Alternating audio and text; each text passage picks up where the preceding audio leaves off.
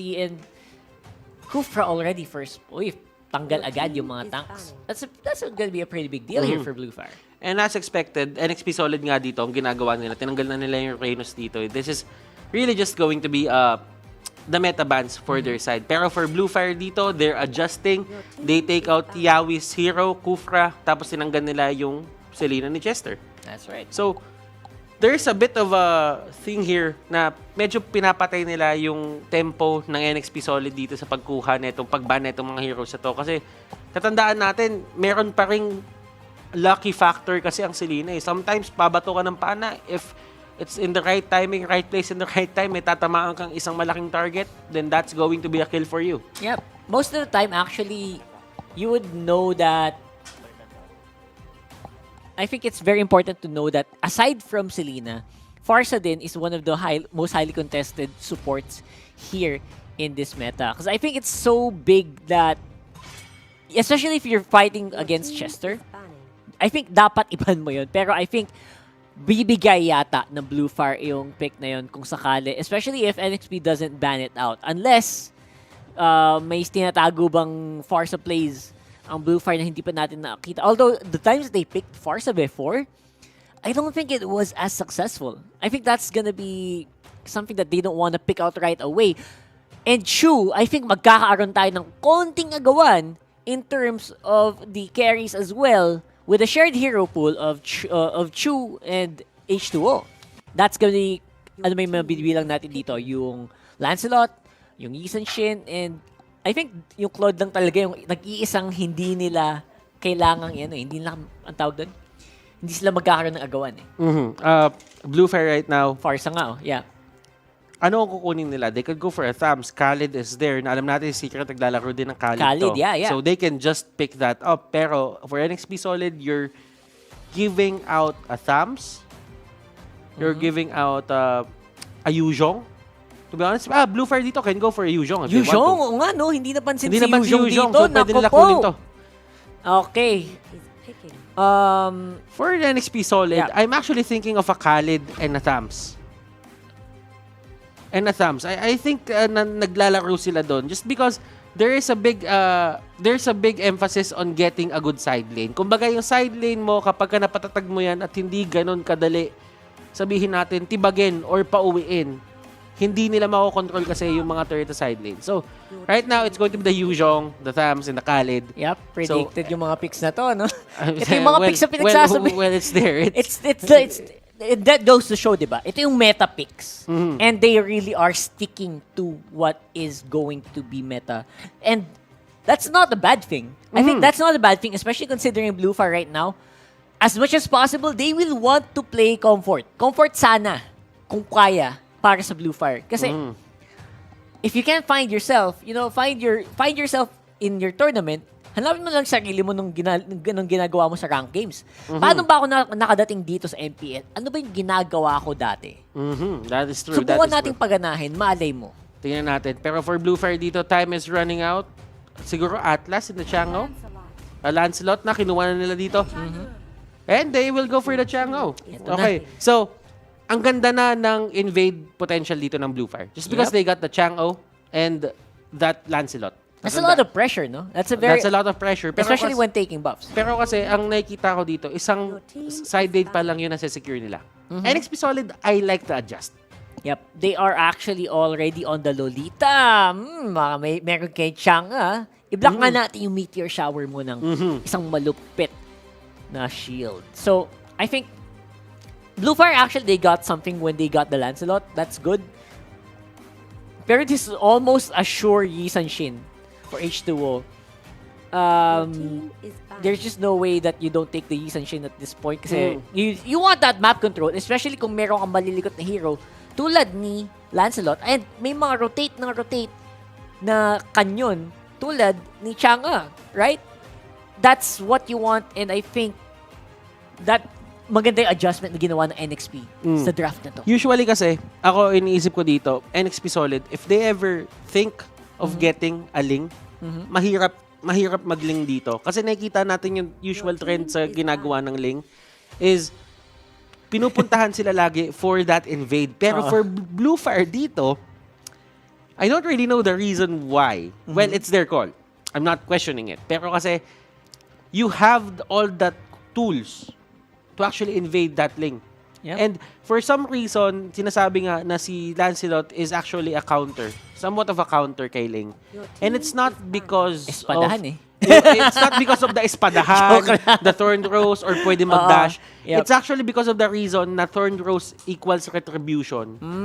Yun yung isa sa mga pinakamasakit sa ulong labanan for the side of Ling. Kasi hindi mo lagi sure kung papaano siya gagalaw or kung kailan yung tamang timing ng retribution mo kasi masyadong mataas yung damage burst dun sa buff at that point on. Oh, that's true. I guess that's going to be a big deal. Now, actually, what I'm looking for here is Ling is going to be banned out. Nakakatawa kasi pag mention natin, nababan. So, I don't know. Mention mo yung Ling na ban eh. So, it either gets picked or banned. So, good job up here. Oo. Pero alam mo, YSS. YSS. Super. Pero feeling ko wag na eh. Feeling ko wag na nga eh, no? Pero alam mo, NXP solid on the other hand. Does YSS make sense here? I think it does, right? It still makes sense. It probably could. Yeah. Kasi if in terms of poke potential, feeling ko dun talaga magkakaroon ng solid foundation dito, yung side ng BLUFIRE. NXP solid dito. They're taking their time. Alam nila may 23 seconds pa dito. And ayaw nila magmadali. Tingnan mo, chill lang sila. Nakangiti lang sila. Ano nga ba yung magiging Chester hero dito? I think a Kagura would be good. Kagura nga, no? I think that's something that's the funny thing about Chester is ang dami niya din pwedeng i-picks eh. I think he's almost at par with Oh My Venus and Imba DJ with the amount of supports that NXP Solid can pick. Pero malay mo, tank na ano na to. I think okay na sila dito eh. Wow, Hayabusa on H2O. Pwede ba ma-flex to kay Renege? Pwede ba mag-tank na lang magtangkalid na lang si Yawi, si Chester maglolita. Pwede ba 'yon? It's a possibility, pero kasi masyadong matagal 'yun eh. Para kay masyadong matagal para kay Hayabusa na ilagay mo siya sa gilid. Sa bagay. Hindi na 'yun yung ginagawa ngayon. Hindi yung usual ginagawa niya. Dati nilalagay siya doon kasi kaya niyang mag-sustain ng sarili niya doon. Ng matagal na hindi siya masyado nabibigyan ng focus kasi. Pero ngayon naman, ang nangyayari kasi yung rotations, lagi doon sa may lane na pinaka-vulnerable. And I think if you put Hayabusa doon sa lane na yun, merong time na talagang pupunta na lang dito yung mga kalaban, tapos paparusahan na lang yung Hayabusa na side lane. But still, speaking of parusa, mapaparusahan kaya itong Ruby pick na to? I think this might be a problem. Eto, what do you think about the Ruby pick? Ang daming pumipili sa kanya, what do you think about it? I think the Ruby pick is super situational. This is a pick that easily gets punished nga eh. Kaya sabi ko nga, di ba, mapaparusahan kaya. Kasi tingin ko kayang maparusahan ng lineup ng NXP to with enough damage, especially with the Valier pick. Pero you have to take note na itong BLUFIRE, they have a very tanky lineup because of the Baksha and the Ruby. Not to mention si Secret on this Yuzhong is going to be super difficult to take down as well. Tas malikot pa siya. And walang panghabol masyado yung NXP doon sa Chang'e kasi ang pang damage burst nila dito is mostly on the Hayabusa. Yeah. Right? And Hayabusa, he needs to pick. Do I just go for the Chang'e? Pag ginawa ko yun, mag-ultimate ako sa Chang'e, yun na yun. Paano na si Chu? Paano na yung Lancelot? So, interestingly, tama nga, si Chester nga naglulita. And that's interesting because it's going to be Yawi on the Valier. It's probably because hindi lang hero. Di ba naayos to? Hindi, I mean, it's soft probably lang. the most Final na ba to? Ako kasi support pa rin naman para sa mata ko talaga support talaga si Lolita. Support talaga pero si Lolita. Pero hindi tank si Valier. Oh, so, interestingly, tingnan natin. Let's see multi-roll. Multi-roll is real. Multi-roll is real. Ito na yung sinasabi Yawi natin. on the Valier. Yawi on the Valier. I just feel na baka, may mga times kasi na yung isang hero, hindi mo lang talaga siya feel. Hindi nga talaga. And feeling ko, yun lang yung sinabi ni Yawi dito na, ayaw maglalita. Siguro yung sinabi niya na lang, parang, di ko feel yan masyado. Sige, sabi ni Chester, ako na. Parang adjust na lang. Pero support is support. Support is support. Support is support. Exactly. So here we go, BLUFIRE NXP Solid. Game 1, mga kaibigan. And nagkakabaliwan na agad. Sa draft pa lang. Akala ko nagkamali. So, there is actually a bit of a contest dito para sa side ng NXP Solid. If you think about it, MB and the others, and ito na nga sinasabi natin dito, Chu has free reign over that. Pero kung iisipin mo dito, merong away na nangyayari sa may gitna. They can actually go for this. And look at this, Storm Rose to the dashes. Goodness gracious, BLUFIRE dito, very aggressive. They punish yung ginawa ni Yawi. Interestingly enough, I think Yawi is he had the right idea to clear it up, to clear up the wave and try to push back BLUFIRE, pero nagawa nila ng paraan. And I think medyo malaking deficit yun. Pero nakabalik naman na si Yawi and I think they wanna go for more. And look at this Chu actually getting a lot of damage there, pero tingnan natin kung paano nila kokontrolin to. And they got yung purple buff. Hindi nakuha dito ni H2O, pero they will get 2 kills in the process. Do you think it's worth it? Was it worth it na ibigay ang 2 kills para sa purple buff to deny H2O of that blue? I'm not sure. Actually, kasi H2O, especially since H2O got, I think, 1 kill over that, that's okay lang. I think babagal ng konti yung clear niya. Pero now, this might be a different story. I think NXP Sol actually was ahead because of that. Now, Limbs dito, flickering in dun sa may pader. Medyo niyakap niya yung Realme dun. Yep. Pakiramdam ko medyo nayakap niya yung Realme dun. Pero it's fine. Hindi naman siya tutumba dun. And the rotation coming out from BLUFIRE. Eh medyo, sabihin na lang natin, they're actually controlling the pacing of the game. Yep. Ngayon, NXP Solid, what do they do? Ano yung plano nila dito? Kasi si Renny J, maganda yung lane niya dito sa baba. He's actually controlling this matchup against Secret. Pero ayun another punish na naman. Nako, napakalaking punish dun. Especially that, since that was Kripsu getting a kill. I think, as long as BLUFIRE are controlling the waves, they don't care that they're losing the team fights. Gusto lang nila i-control yung wave. And bonus na lang siguro kung makapatay sila or hindi. And si Renny J dito, ang ganda ng pwesto niya. He's getting yung information na kailangan niya dito. They go in. He actually gets it. Chu actually gets that. Tingnan natin dito kung paano nila paparusahan to. And Chango will actually go down at the hands of the Hayabusa. Tingnan natin kung lalaban pa sila dito. Secret will just go away. Hindi na nila pipilit yung issue doon, Rockard. Palitan ng palitan na. I think it's difficult to say who's really ahead in this game, even though, looking at the map, they are going to go for Limbs right away. The punish on that Ruby is so critical. At nakuha pa rin ni Chu yung kanyang buff. And that is... The supports dito, medyo nagkakaroon, yung mga tanks, yung mga supports, nagkakaroon sila ng mga oras na medyo talagang go overextend sila. They really want to do something. But, ang pinaka naging problema, Rockheart, is they get caught off guard.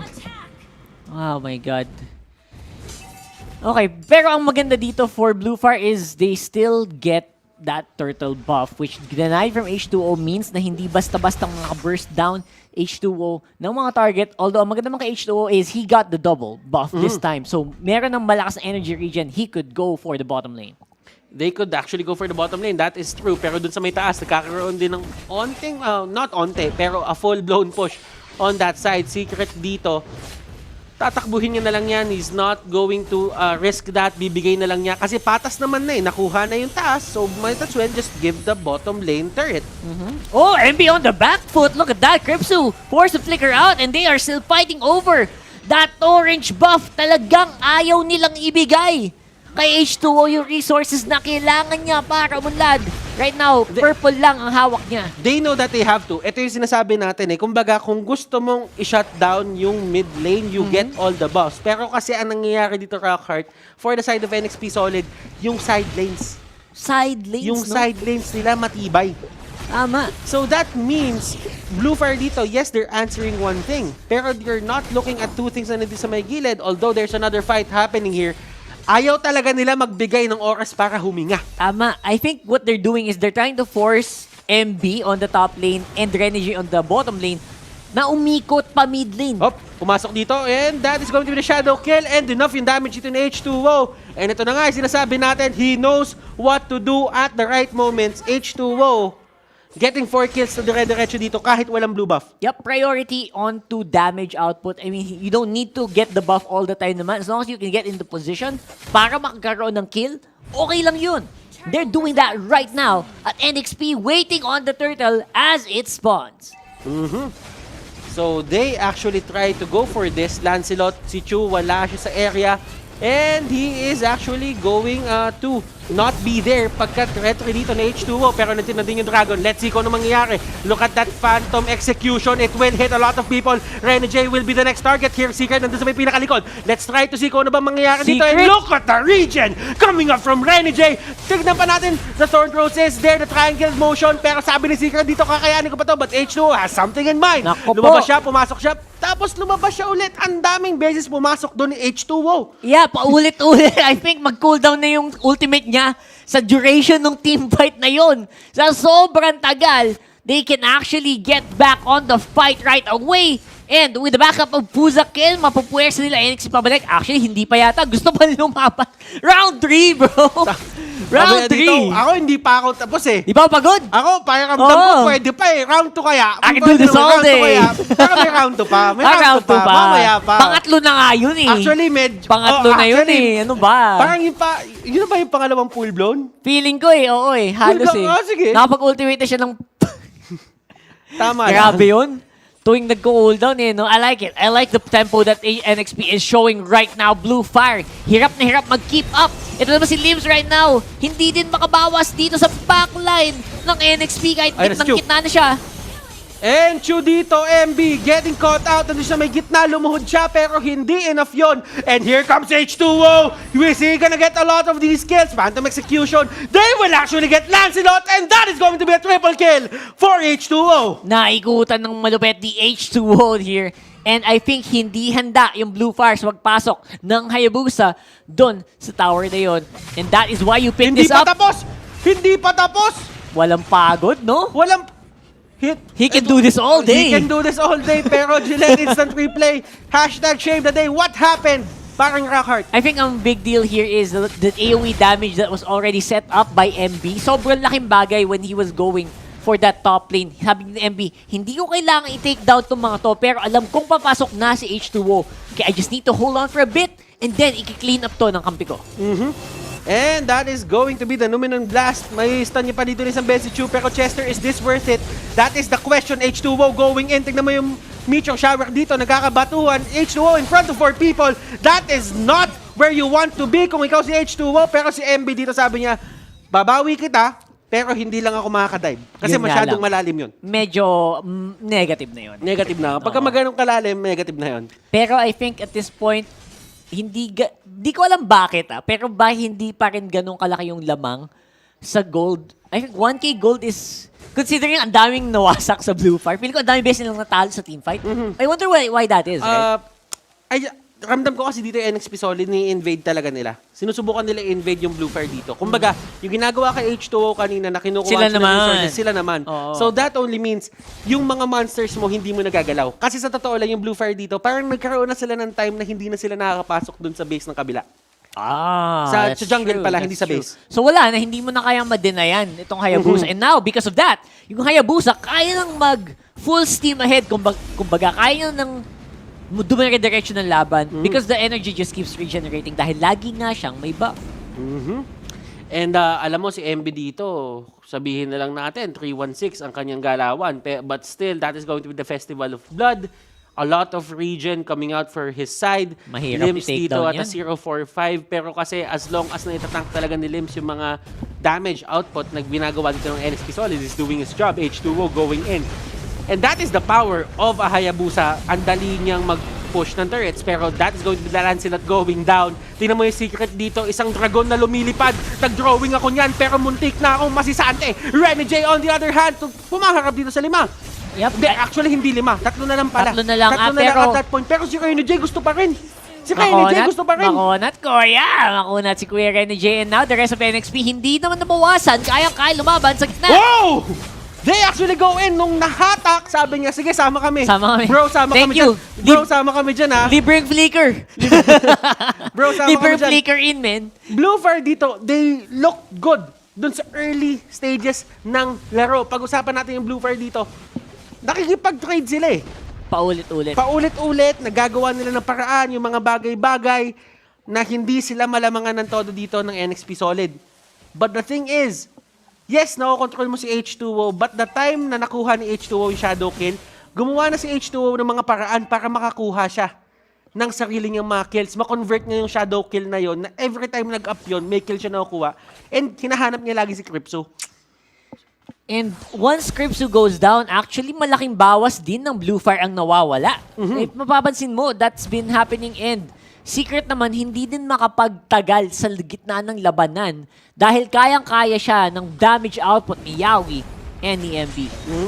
So, right now, BLUFIRE, do you have what it takes? That is the question. Secret dito. Tingnan natin kung paano niya haharapan dito NXP Solid. Feeling ko si Secret dito yung may napakalaking role kasi kailangan niya gamitin yung Dragon. Yung Dragon nahahawi sa lahat. Tama. Pero ang problema yung Dragon, ang lambot ngayon. Pansin mo? Huwag mo sabihin sa akin. Hindi kasi yung bawas, hindi yan matangke. Usually yung pag Dragon form, di ba? Hindi kayang tumagat ang kunat niyan. Pero kanina nang lambot dahil kay H2O and kay Yawi. Grabe talaga. Alam mo, na-shadow kill din siya ni H2O eh. Yes, yun nga yun. Yun yung isa mga problema. Kumbaga, nagagawa naman ni Secret yung trabaho niya. Nasa front, oo. But, right now, bakit nga ba nagkakaroon ng onting problema dito yung side ng BLUFIRE? I mean, hindi na lang onti pala to eh. Malaking problema to on their side and they actually get that pull on Chester. Pero they did not convert that into a kill. I think yung frontline nila hirap na hirap din sa damage output ni Yawi dito sa Valir. I think kanina parang kayang pumasok ni Chu pero pinupushback siya lagi nitong si Yawi. I think nakatutok lang si Yawi either kay Chu or kay Limbs or kay Secret. And they're just ignoring Fuzoken altogether. And look at H2O going for another shadow kill. Luminon Blast on 2. Dinominon Blast ka na. Binuhangin ka pa. Welcome to the beach. Welcome to the beach. Welcome to the beach, BLUFIRE. And this might be it, ladies and gentlemen. Tignan natin dito kung paano yung defto ni Crypso. He doesn't have enough damage for that. MB dito, just clearing up the wave. Walang minions. Part 3. Yep, it's time, I think. And this time, meron ng backup from the top lane. NXP closes this out against BLUFIRE 1-0 on the first game for today.